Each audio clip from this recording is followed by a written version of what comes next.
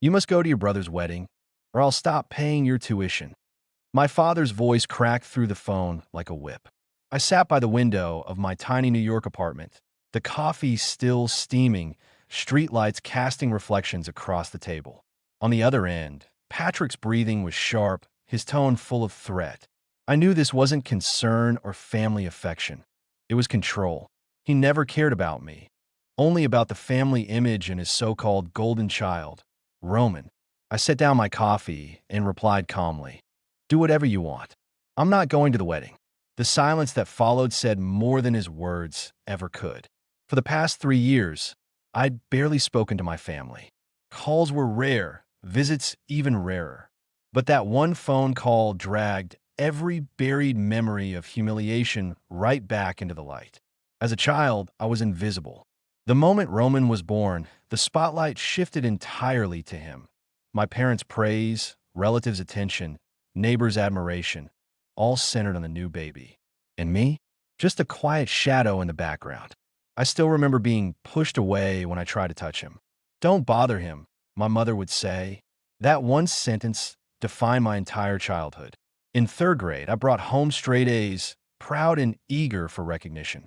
Mom barely glanced at my report card before turning to admire Roman's crooked dog drawing. "So cute. Let's put it on the fridge." My report card went straight into a drawer, forgotten like trash. That moment wasn't just disappointment. It was humiliation. Roman would strut around, showing off his art, while I forced a smile, learning early how silence becomes armor. As we grew up, nothing changed. Family trips, dinners, even movie nights. Roman made every decision. Every "I want this" from him became law, while my opinions were dismissed without hesitation. My birthday celebrations were minimal, perfunctory. Every effort I made to be seen was swallowed by their indifference. Even at school, where I excelled, there was no pride from them. Math competitions, speech contests, every win went unnoticed. My father would nod briefly, then gush about Roman's trivial good deeds. "Roman helped the teacher clean the board today. Such a sweet boy." That was my place in the family. Invisible, replaceable, ignored. But I refused to let that destroy me. Every slight, every wound became fuel. After high school, I chose freedom. I secretly applied for a top university and earned a full scholarship in finance, something my parents never saw coming. They wanted me nearby, safely under their watch, always beneath Roman. I pretended to agree, saying, "Sure, I'll stay local." But I moved out the moment I could. University life was brutal but liberating. I woke at 5, studied till midnight, worked weekends, joined research projects. I became a machine built on discipline. Every struggle reminded me why I left, to prove that I could thrive without them. They still believed I was attending a local school. The tuition money they sent became my living fund. That secret was my quiet revenge, a weapon they didn't even know I held. When graduation came, I didn't feel joy, just calm satisfaction. I made it. I wasn't the background character anymore. I had a six-figure job, full independence, and peace they could never take away. Then, one day, the phone rang again. "You must attend your brother's wedding, or else." I took a deep breath, every memory flashing by, every insult, every wound. Then I said coldly, "Do whatever you want. I'm not going." The silence that followed was victory. The next day, my mother called, this time crying, begging me to come home. I sat on my couch, her sobs echoing through the phone, neon lights flickering across my living room. I didn't answer immediately. Instead, I called my aunt. Her voice was calm but urgent. "Jonas, don't fall for it. Your parents and Roman are in serious trouble." She told me the truth. The wedding was a scam. Roman's fiancée had taken every cent of the family's savings. The wedding was canceled, the house mortgaged, and the business ruined.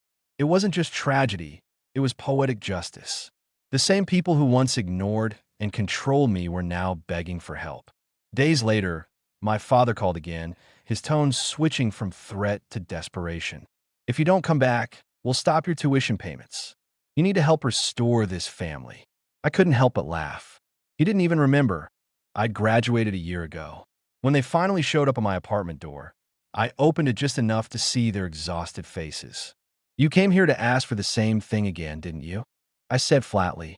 I don't need your help, and I'm not fixing your mess. They try to touch my arm, their voices cracking.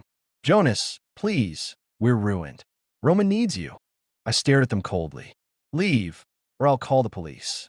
They froze, stunned by a power shift they could never reverse. Even Roman came later, knocking on my door like a stranger. The brother who once mocked me now begged for help. You made this mess, I said quietly. Live with it. Then I shut the door. Independence became my shield and my sword. Every threat, every manipulation lost its bite. Their control was gone. Their empire of pride collapsed. I blocked their numbers, cut every contact, and watched from afar as their lives unraveled. The house gone, the savings gone, the golden child stripped of his crown. They had finally become what they made me feel for years, helpless. And I was free, not with rage or revenge, but with silence. No shouting, no destruction, just distance and dignity. Sometimes I still think of them. There's a trace of sadness, yes, but it's the sadness of letting go, not of being abandoned. Freedom has a cost, but it's worth paying. My life is my own now, and one day, I'll build a family that understands love, one not built on control, favoritism, or